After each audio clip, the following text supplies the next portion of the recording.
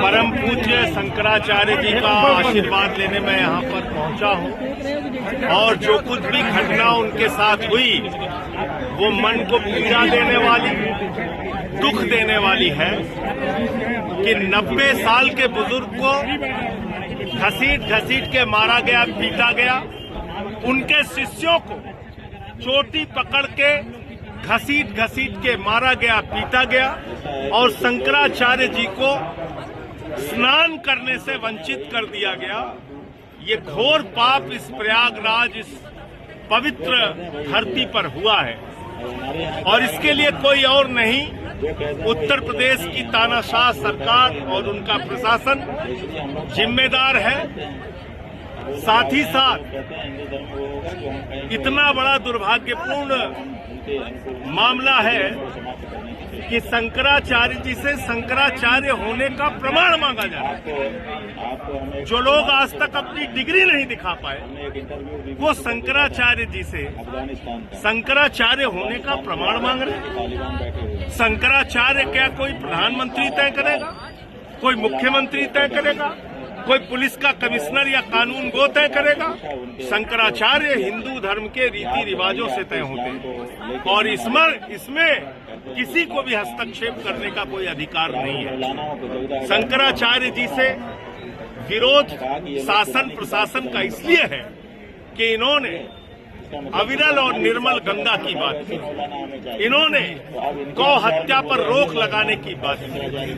पूज्य शंकराचार्य जी ने माघ मेला जब महाकुंभ हुआ उस दौरान जो भगदड़ में मृत्यु हुई उस पर सवाल उठाया। तो इसलिए आज उस चिढ़ के कारण, उस जो इन्होंने समय समय पर अपना तीव्र विरोध दर्ज कराया उसके कारण से शंकराचार्य जी का अपमान हो रहा है। इसलिए मैं अपना समर्थन देने के लिए आया हूं क्योंकि कल तक मेरी पदयात्रा थी।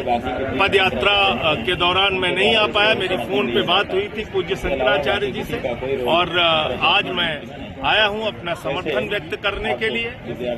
परम पूज्य शंकराचार्य जी ने काशी कॉरिडोर का जब मामला हुआ था उसमें सैकड़ों मंदिर तोड़े गए थे, शिवलिंग तोड़े गए थे, उस मामले में भी इन्होंने FIR दर्ज कराई थी। उस मामले में भी हमने साथ में रह के आवाज मिलाई थी। इसके साथ साथ जब अविरल निर्मल गंगा का मामला इन्होंने अभियान चलाया था पूज्य शंकराचार्य जी ने, उस वक्त भी हम लोगों ने साथ दिया था।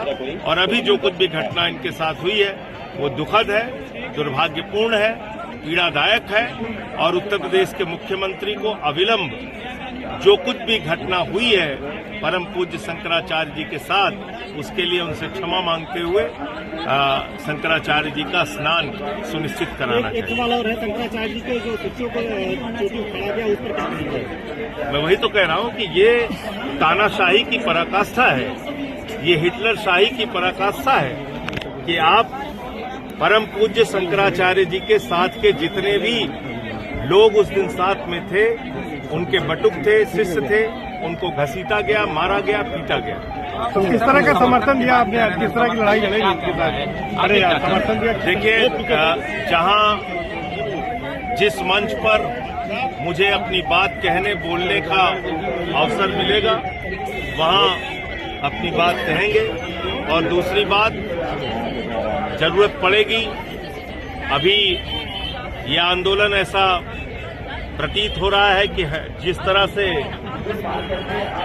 प्रशासन का रुख है, शासन का रुख है, हो सकता है प्रयागराज से दिल्ली तक यह आंदोलन जाए तो वो दिल्ली में भी इसकी गूंज आपको सुनाई देगी।